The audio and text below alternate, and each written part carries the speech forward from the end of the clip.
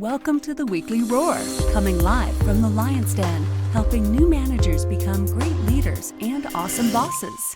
And now, here's your host, Greg Storch. Hey, everybody. Welcome to the Lion's Den. This is the Weekly Roar. Oh, man. It's good to see you all here. It's been a busy week already. So on Monday, I was interviewed as an expert panelist for a summit that's set to begin in June. And yesterday, I was a speaker at 2 virtual breakout sessions for the 64th Annual Leadership and Professional Development Summit for the Americans Working Abroad group. And now, here we are today, and I'm going to speak about why adding value to others as a leader is so important.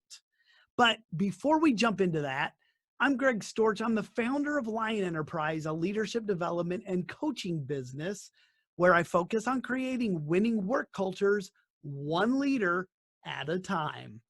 I'm a certified professional leadership coach and a certified leadership speaker and trainer. Okay, so last week I spoke about how good leaders know how to select, motivate, and empower their people. I mentioned that not everybody can attract the players they need to make the dream team. Then I shared 8 qualities that help leaders to earn their team's respect and loyalty, and how they serve as the building blocks needed to motivate and empower their people to function like a real dream team. I also took a few minutes to speak into delegating. It's such an important leadership tool, and that led into a few traps that we can encounter as leaders. Those traps keep us from delegating the things that we should delegate. If you weren't able to join us last Wednesday, or if you just want to watch the session over again, all you have to do is head over to my website at www.lion-enterprise.com. Click on the Lion's Pride Library, where you're going to find video number 104 for last week. And hey, while you're in the Lion's Pride Library, look around and check it out. It's a free resource, and it's a great way for you to get more of the roar. Well, it's time to continue this leadership series with today's session, Why Good Leaders Add Value to Others. William Arthur Ward was an inspirational writer who once said, "When we seek to discover the best in others, we somehow bring out the best in ourselves." In other words, when leaders invest their time in developing other leaders, it's always a win-win situation. And who doesn't love that? The new leaders and those who develop them both have value added to their lives. When leaders add value to others, they enrich the lives of those people by expanding their capabilities. You know, one of the things I appreciate about being part of the John Maxwell team is that I can really appreciate their tagline, which is people of value adding value to others. That's exactly what good leaders do. The development of people produces tangible results that can not only be recognized, but also passed on to others. And at the same time, while it benefits the people who are receiving it, it also benefits the person giving it as well. So today, I want to share some of the value that we can add to others, and also some of the value that we can gain by doing that. One of the first things that we can do as leaders that adds value to new leaders is to set the example for others to emulate. One of the things we can do as leaders to add value to others is to model the behavior we expect to see in them. When leaders do that, they become visible in the organization as setting the tone for everyone else. Leaders influence others through their actions. People are watching and they're being influenced by our behaviors. One of the primary responsibilities of management is to be more Catholic than the Pope. In other words, we have to set the tone at the top. Now, I'm not suggesting that leaders should try to create some sort of cadre of mini versions of themselves. Of course not. Trying to make everyone behave like you won't really create the results you want, even if your behaviors are fully worthy of being followed. What leading by example should mean is that our actions influence others to behave and respond in ways that we deem valuable and appropriate for our organizational outcomes. While our words matter, what we do matters far more. Others watch our feet more than our lips. If we want our influence to be positive and productive, we have to be clear on what we want from others, and then make sure our actions, as well as our words, support that. When we do that, we're leading by example in an intentional and productive way. Okay, the second thing we can do to add value to new leaders is provide vision and direction. I mean, that's what leadership's all about, right? A leader has to cast the vision so their followers know where to go and can maintain focus on the goals. And when a leader is able to share their vision successfully, it not only sets the direction for their organization, but it also gives others a vision and some direction for their own lives. Contributing to the big picture for the organization also helps new leaders identify a clearer vision for themselves. And a clear vision and strong sense of direction can help make life more meaningful for others. Everyone needs to know where they're going. And if nobody's telling them, then you're going to have 100 people and they're going to be going in 100 different directions. As you know, successful leaders are able to paint a compelling and inspiring picture of what that future will look like, and they have to be able to set that direction. I just spoke about that a few weeks ago when I talked about creating vision. A powerful vision, when it's done correctly, inspires individuals to commit, to persist, and to give their best. And this is where value is added to them, because these things help them translate it into their own lives also. So another thing that leaders do that adds value to new leaders is they provide encouragement to them. Now, Webster defines encouragement as the act of inspiring others with renewed courage, renewed spirit, or renewed hope. Through encouragement, leaders can bring a light into someone's life. They become the messengers of hope and courage to lead the people that we care about. They are sometimes referred to as encouraging leaders, and encouraging leadership is a thing. Who would have thought? Encouraging leadership is a process that focuses on someone's strengths and their contributions in order to drive their motivation and performance to a higher level. When people are encouraged, they feel valued and cared for. Now, I've shared this before, but one of my favorite quotes from Theodore Roosevelt is that people don't care how much you know until they know how much you care. When leaders encourage others, it gives people that sense that the leader cares for them. One of the ways a leader is able to encourage people effectively is by getting to know them well and genuinely caring about them.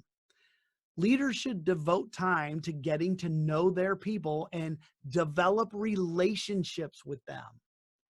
We have to set the foundation for this through relationship building if we want to develop others.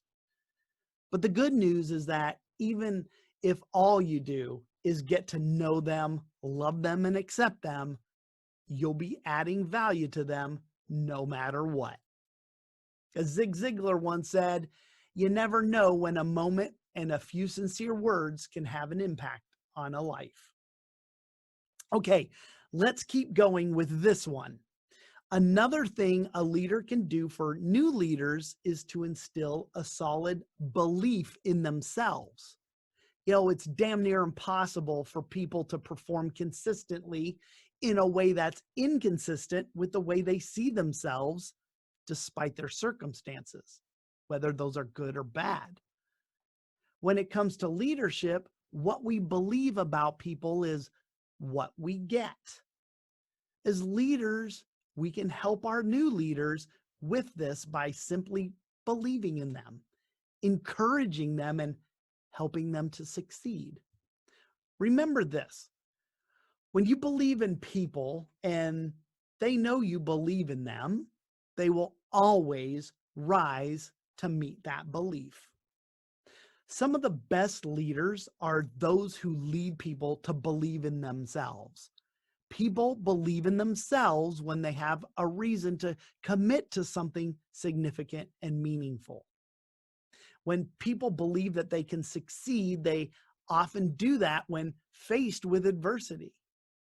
The way you look at yourself is the difference between winning and losing. Winners see themselves as winners, and vice versa. Mark Twain told us that a man cannot be comfortable without his own approval. Love that. Self-belief is a valuable gift all leaders should give to their new leaders. Another thing leaders can do for new leaders that adds value to them is that they empower them. How do they do it?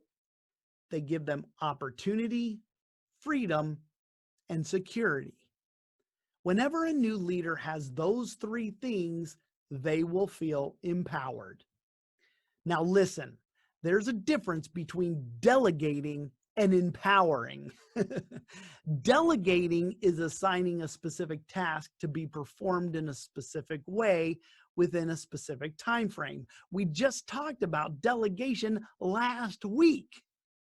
But empowerment is passing the power to someone else and allowing them to decide which job to do, when to do it, how to do it, and how to respond to problems that may pop up along the way. Empowerment requires autonomy, the freedom and independence from external control. And guess what? When I say external control, I mean you, the leader. While delegation is part of empowerment, empowerment is not delegation.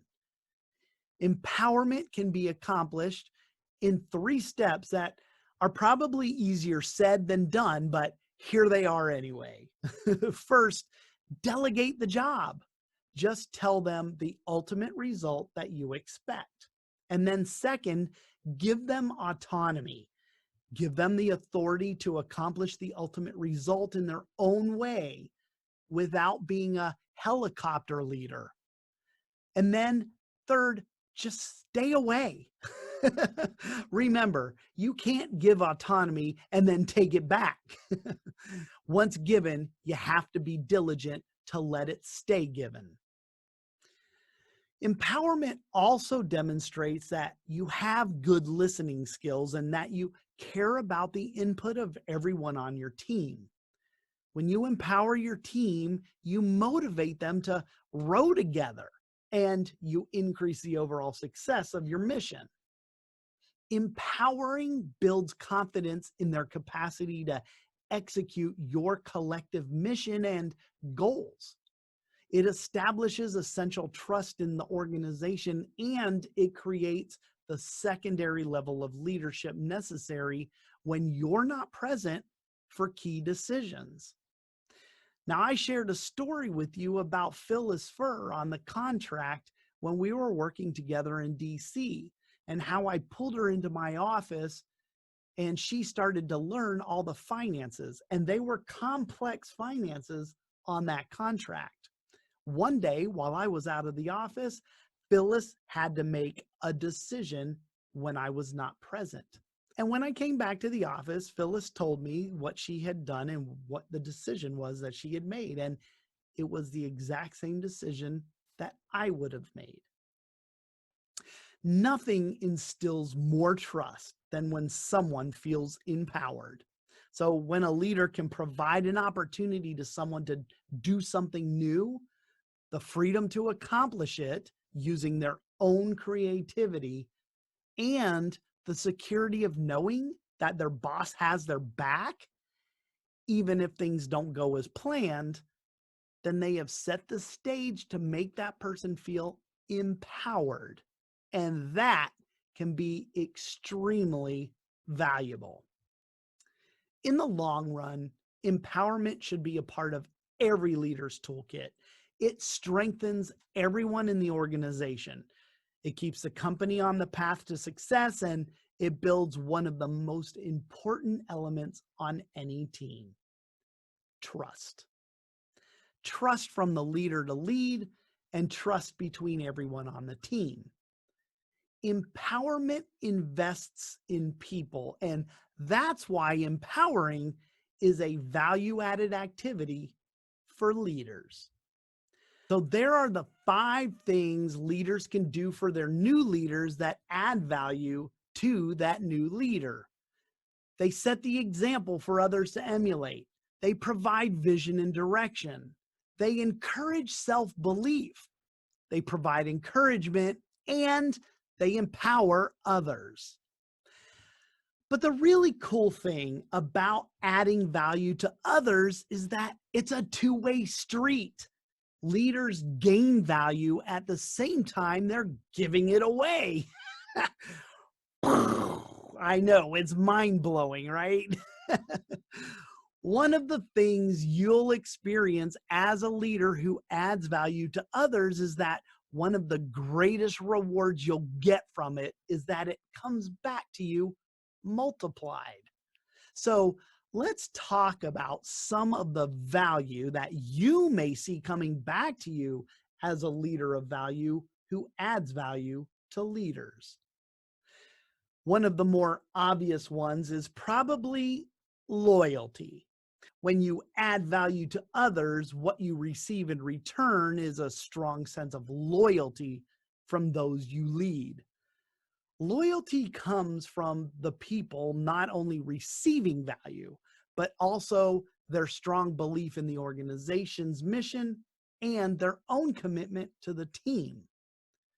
Now, you might be thinking right now, nobody's loyal anymore. Loyalty seems to have become rather scarce. Maybe it has to do with too much focus on me and not enough focus on we. I'm not really sure, but there are leaders still out there who foster trust and earn loyalty. But in a time when everyone's asking, what have you done for me lately? And where professional relationships have become more transient and used more for mere stepping stones, loyalty can appear to be pretty elusive. So one of a leader's most important function is to create an environment where trust and loyalty are the rules and not the exception. If relationships are the currency of leadership, then leaders should understand that loyalty serves as the cornerstone of those healthy relationships. Leadership and loyalty, they go hand in hand. In fact, so much so that leaders who fail to understand that probably aren't going to be around very long. While successful leaders share many common traits, all great leaders have one thing in common. They're not only adept at earning the loyalty of those they lead, but they also recognize that loyalty is a two-way street. When it comes to loyalty, the simple rule is that you'll not receive what you will not give. Here's another value that you're going to get back, and that is encouragement. Yes, leaders need encouragement too. When you encourage others, you add value to them, but it also creates value to you because they begin to reciprocate that encouragement. Being a leader's tough. It's hard sometimes, and it's nice to have other leaders in your organization who are there to encourage you to keep going. It's like a little boost of energy to keep going forward, even when you're tired. Now, here's something of value we all can use, and that's time. One of the things we receive back as leaders when we add value to others is time. And that's extremely valuable for a leader.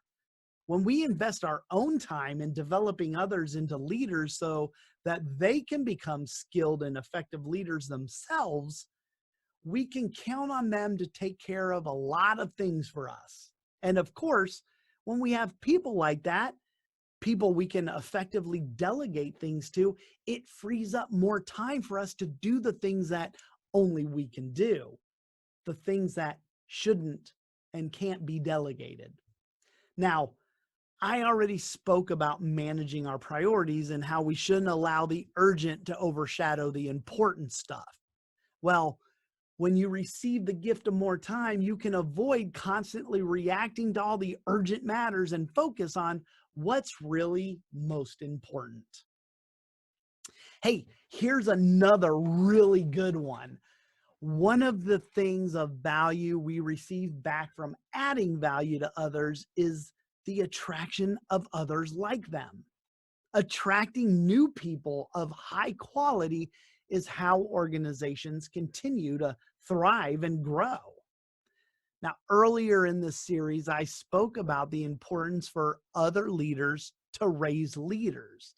When we add value to new leaders by investing our time to develop them, the return value is that they become the developers of new leaders themselves.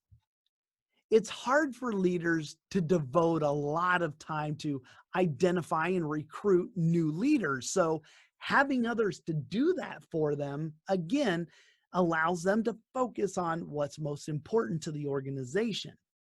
You never want to find yourself in a position where you have leadership vacancies to fill and no leaders to fill them.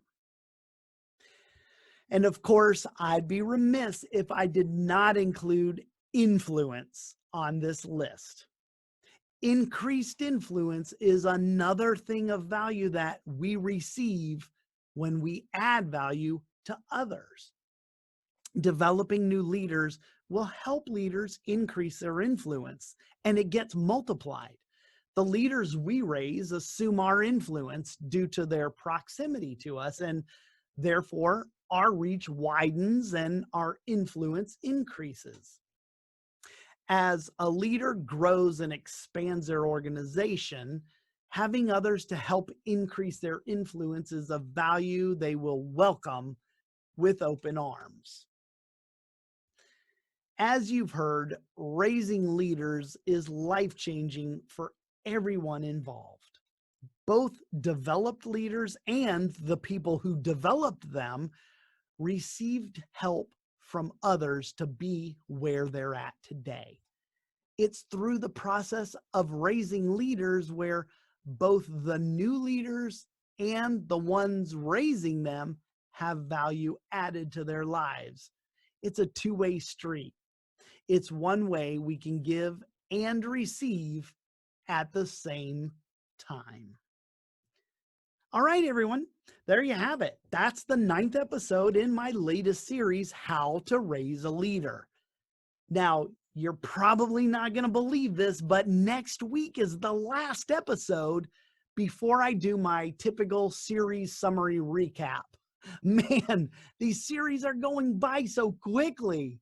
So next week, I'm going to talk about a leader's lasting contribution when they finally do this. If you want to know what this is, then just come on back to the Lion's Den and tune into the Weekly Roar next Wednesday at 11 a.m. Eastern Time. Thanks, you guys, so much for jumping in the Lion's Den with me today and supporting me. I appreciate when you do that so much. So thank you. And don't forget, after this watch party's over, I'm going to post a link to the replay video, and that post is what you can share out to your groups and on your pages. Thanks for helping me influence other leaders. Until we meet again next Wednesday, remember everyone, be powerful, but stay poised just like a lion. Bye, everybody. Thanks for watching the Weekly Roar live event at lionenterprise.com.